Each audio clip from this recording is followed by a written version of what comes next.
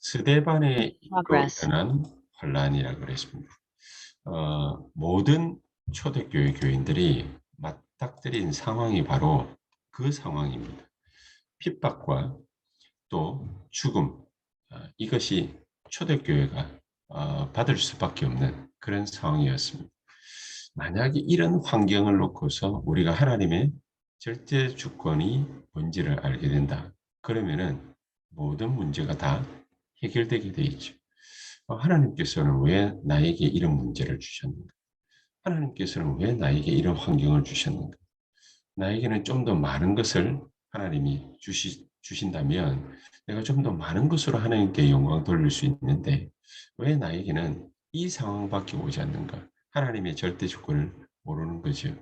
요셉은 최고의 하나님의 역사 속에 있었는데 요셉의 시작은 노예였습니다. 노예. 노바디에서 하나님은 요셉에게 시작하게 하셨는데 그게 하나님 절대 주권의 시작이라는 사실을 요셉은 눈치채고 있었던 것이지.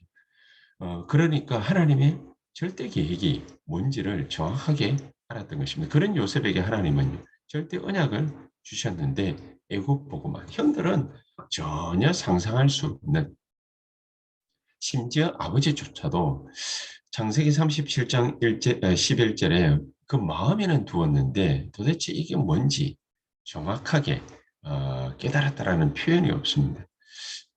하나님의 절대 언약을 붙잡고 가니까 노예 생활인데도 하나님의 절대 여정 속에 있었죠. 그러니까 창세기 39장 2절에 여호와께서 요셉과 함께 하심으로 그랬습니다.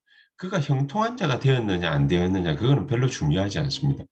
노예 상태였고 감옥에 갔고 또 바로왕 앞에 섰고 총리가 되었다. 어떤 환경에 있었다, 어떤 상황에 있었다, 어떤 일을 하고 있었다, 어떤 권력을 잡고 있었다. 그거는 별로 요셉에게는 중요한 것이 못 되었던 것입니다. 하나님의 요셉을 향한 절대 목표가 있었기 때문이죠. 자, 그러면은 우리는 우리의 상황 속에서 하나님의 절대 주권을 우리가 인정한다면 그 하나님의 절대 주권 속에 하나님이 도대체 두시고자 하시는 게 뭐냐? 우리 그걸 알 수 있어야 되겠죠. 우리 거기에 대해서 하나님의 말씀을 받아야 되겠죠. 예배는 왜 드립니까? 우리가 다락방은 왜 하며, 우리가 뭐 여러 가지 뭐 미션홈도 하려고 하고, 또 우리 중직자들이 있는 산업인들이 있는 모든 현장에서 지교회를 하려고 합니다. 지교회를 일으키려고 합니다.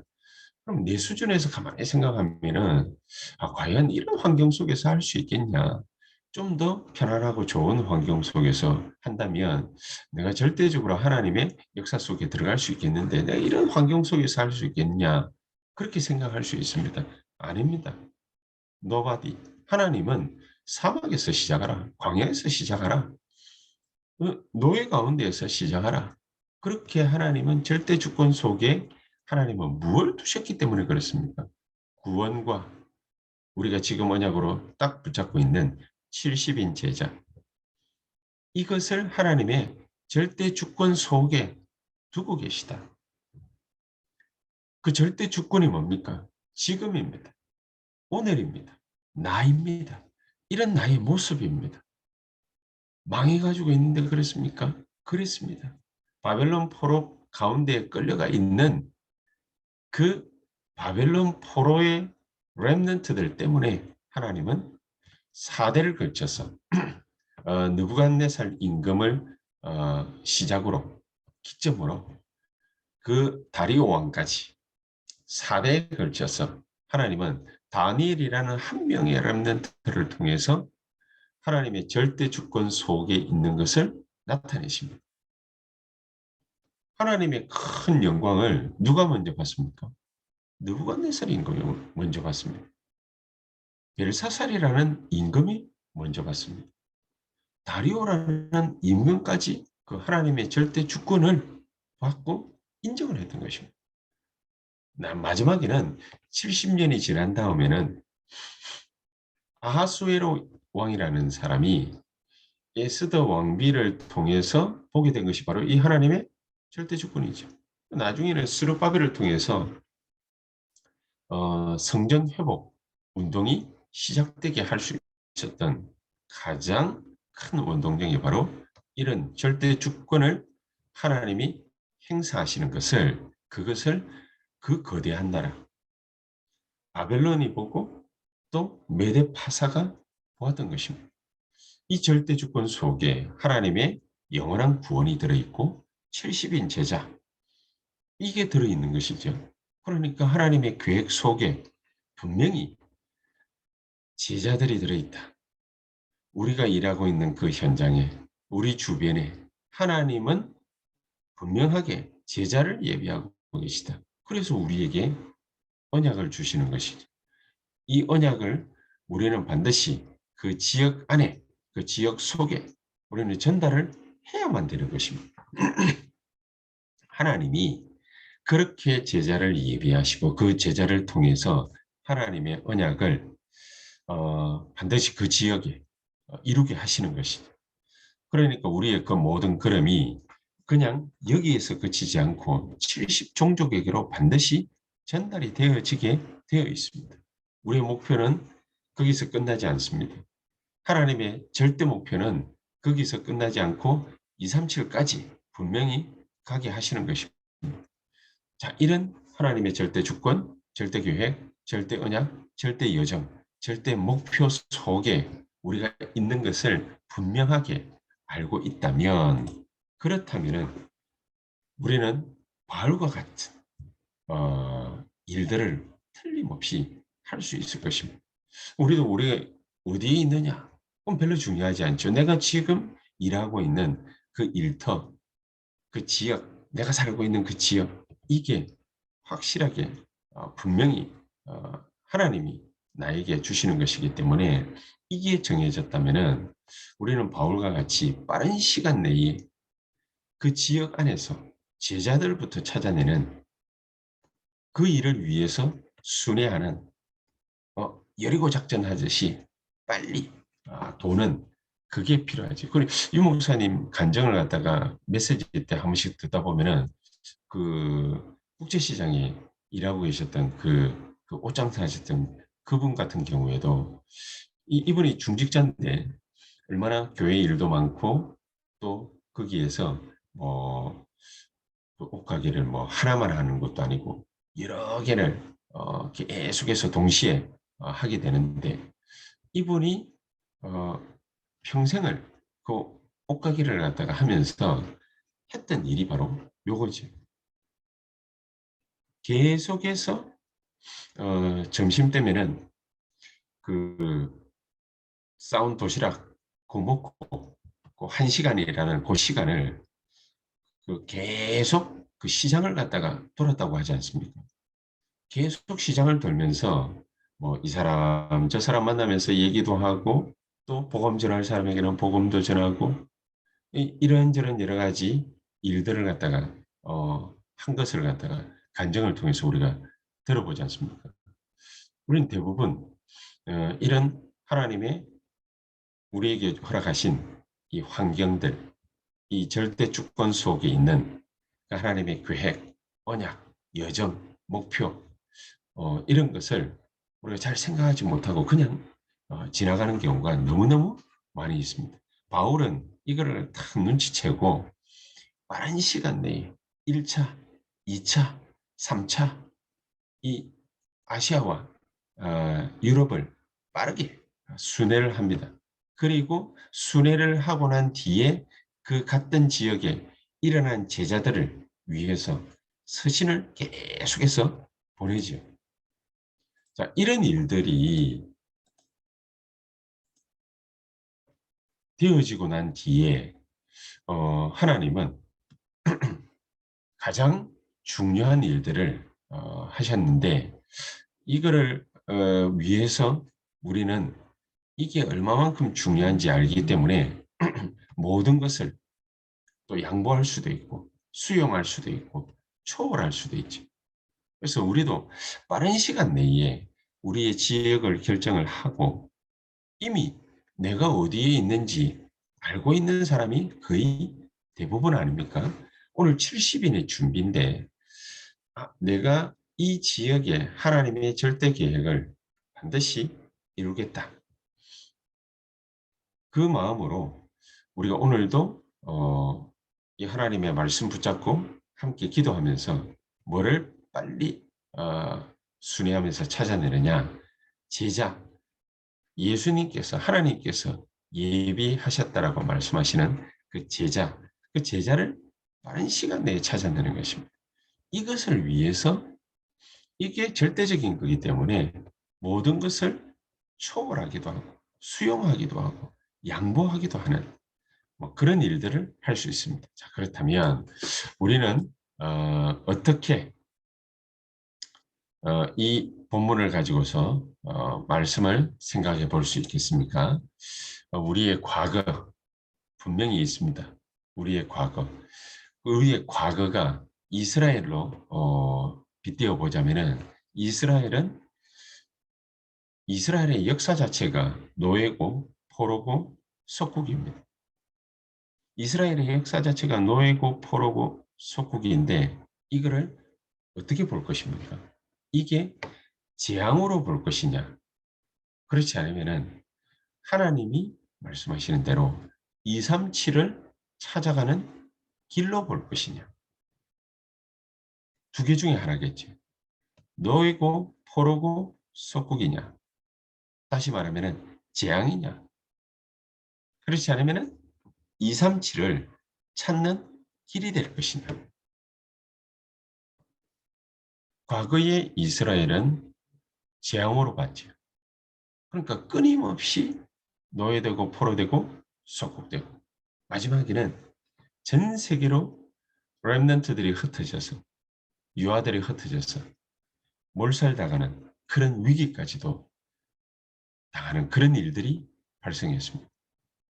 근데 하나님이 죽이고자 그 목적을 가지고서 이스라엘을 흩은 게 분명히 아닌데 그 가운데에 복음 깨닫고 정말로 언약 붙잡고 일어나는 렘넌트를 서밋으로 만들어서 하나님은 237 가운데에 하나님이 예비하신 제자들 70인들을 찾아내게 하신 것입니다. 자, 그러면은 우리는 우리의 미래를 어떻게 놓고 보아야 되겠습니까? 지금 오늘의 이 시간을 우리가 가장 소중하게 생각해야 된다면 오늘 이 시간 우리가 오직이라는 것을 분명하게 딱 찾아내야 되겠습니다. 우리의 환경이 우리의 개선되지 않는 이런 환경이 있습니다. 또 여러 가지 많은 문제들이 있을 수 있습니다. 노바디 현장이라고 볼 수 있죠.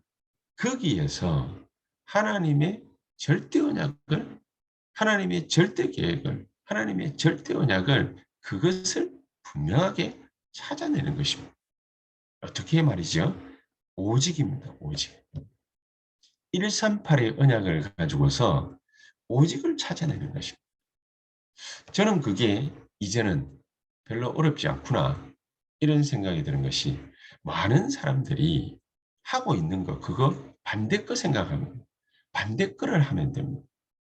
상식적으로 많은 사람들은 사람 얘기를 갖다가 계속합니다. 사람에 대해서 생각하고 말하고 판단하고 그거를 계속합니다.